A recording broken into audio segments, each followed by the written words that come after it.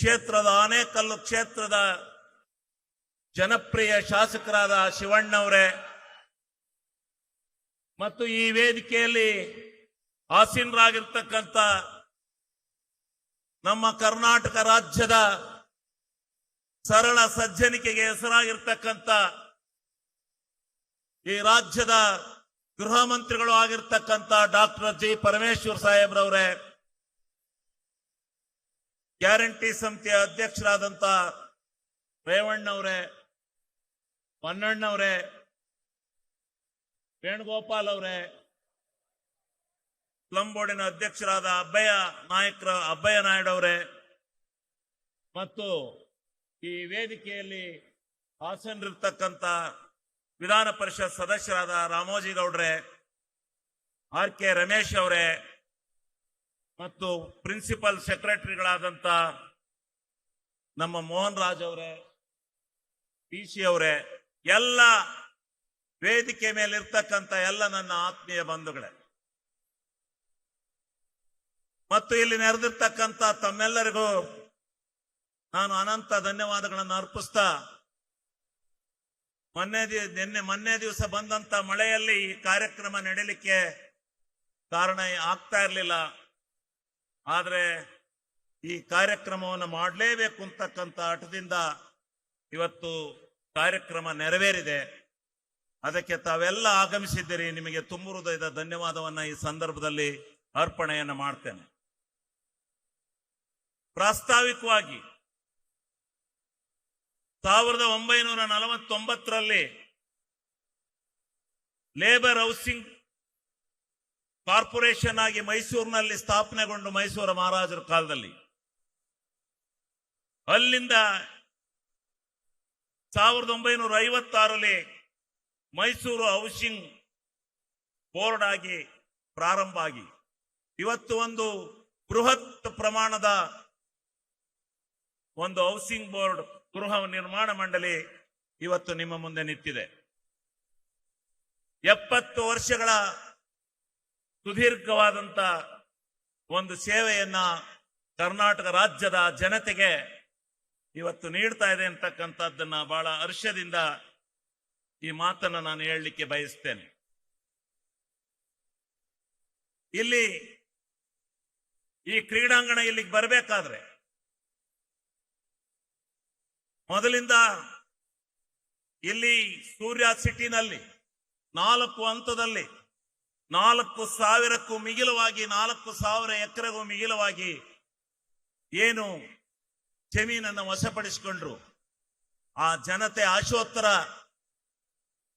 ನಮ್ಮ D K Suresh ರವರು, ಶಿವಣ್ಣವರು ಮತ್ತು ನಮ್ಮೆಲ್ಲ ನಾಯಕರು ಸೇರಿ ಇಲ್ಲಿ ಒಂದು ಮಾನ್ಯುಮೆಂಟ್ ಅನ್ನ ತರ್ತಕ್ಕಂಥ ಕೆಲಸವನ್ನ ಮಾಡ್ತೇವೆ, ಒಂದು ಹೆಸರಾಂತ ಅಂತಾರಾಷ್ಟ್ರೀಯ ಮಟ್ಟದ ಒಂದು ಮಾನ್ಯುಮೆಂಟ್ ಅನ್ನು ತರ್ತೇವೆ ಅಂತಕ್ಕಂಥ ಮಾತನ್ನೇನು ಕೊಟ್ಟಿದ್ರು. ಅದರಂತೆ ನಮ್ಮ ಕಾಂಗ್ರೆಸ್ ಸರ್ಕಾರ ಸಿದ್ದರಾಮಣ್ಣವರ ನೇತೃತ್ವದಲ್ಲಿ ಬಂದಾಗ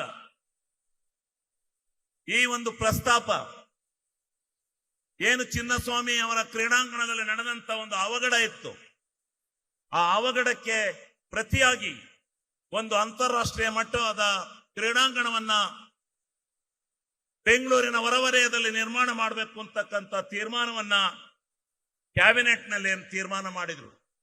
ಅದರಂತೆ ನಮ್ಮ ಈ ಒಂದು ಕ್ರೀಡಾಂಗಣವನ್ನು ಮಾಡಬೇಕು ಅಂತಕ್ಕಂಥ ತೀರ್ಮಾನವನ್ನ ನಮ್ಮ ಸನ್ಮಾನ್ಯ ಮುಖ್ಯಮಂತ್ರಿಗಳು ಹಾಗೂ ನಮ್ಮ ರಾಜ್ಯದ ಉಪಮುಖ್ಯಮಂತ್ರಿಗಳಾದಂಥ ಡಿ ಕೆ ಶಿವಕುಮಾರ್ ಅವರು ನಿಜವಾಗಲೂ ಬಹಳ ಹೋರಾಟವನ್ನು ಮಾಡಿ ಬಹಳ ಯಶಸ್ವಿಯಾಗಿ ಕ್ಯಾಬಿನೆಟ್ನಲ್ಲಿ ಅನುಮೋದನೆಯನ್ನು ಕೊಡಿಸಿ ಆನೇಕಲ್ಲು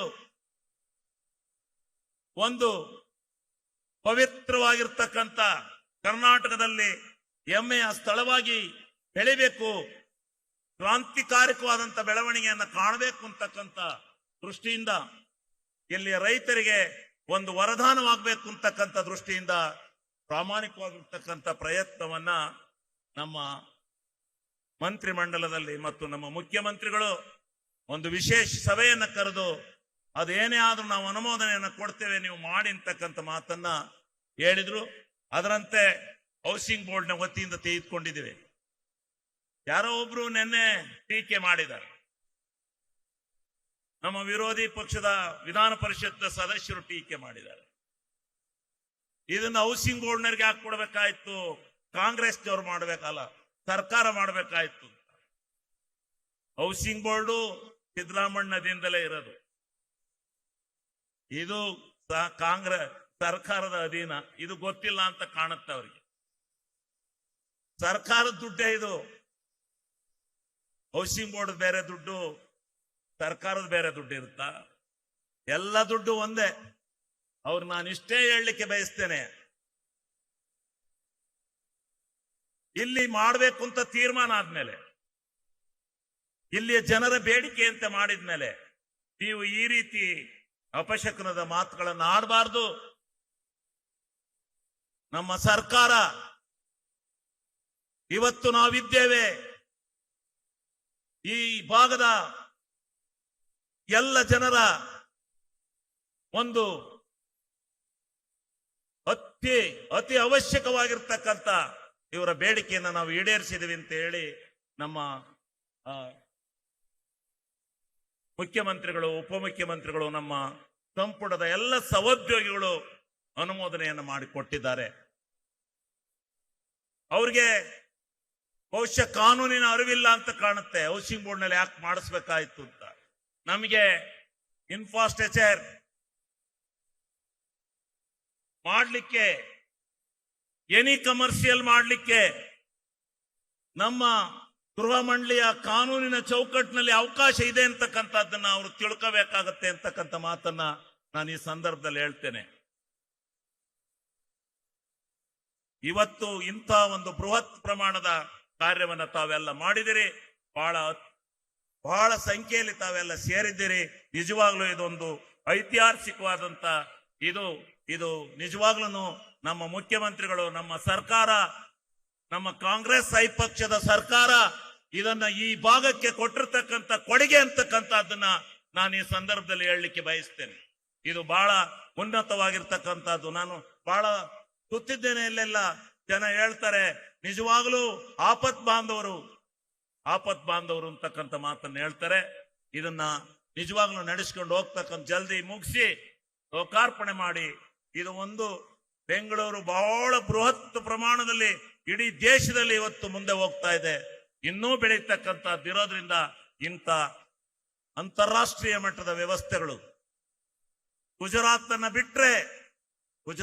ಬಿಟ್ರೆ ಇವತ್ತು ಇಡೀ ದೇಶದಲ್ಲಿ ನಮ್ಮದು ಎರಡನೇದಾಗಿ ಇವತ್ತು ಅಂತಾರಾಷ್ಟ್ರೀಯ ಕ್ರೀಡಾಂಗಣ ಬರ್ತಾ ಇದೆ ಅಂತಕ್ಕಂಥದ್ದನ್ನ ಬಹಳ ಹೆಮ್ಮೆಯಿಂದ ತಾವೆಲ್ಲ ಸ್ವಾಗತ ಮಾಡಬೇಕು ಅಂತಕ್ಕಂಥ ಮಾತನ್ನ ತಮ್ಮೆಲ್ಲರಿಗೆ ನನ್ನ ಅನಂತ ಧನ್ಯವಾದಗಳನ್ನು ಅರ್ಪಿಸಿ ಇದಕ್ಕೆ ಸಹಕಾರ ಮಾಡಿದಂತ ಎಲ್ಲರಿಗೆ ನನ್ನ ಅನಂತ ಧನ್ಯವಾದಗಳನ್ನು ಅರ್ಪಿಸಿ ನನ್ನ ಪ್ರಾಸ್ತಾವಿಕ ಮಾತನ್ನು ಮುಗಿಸ್ತಾ ಇದ್ದೇನೆ.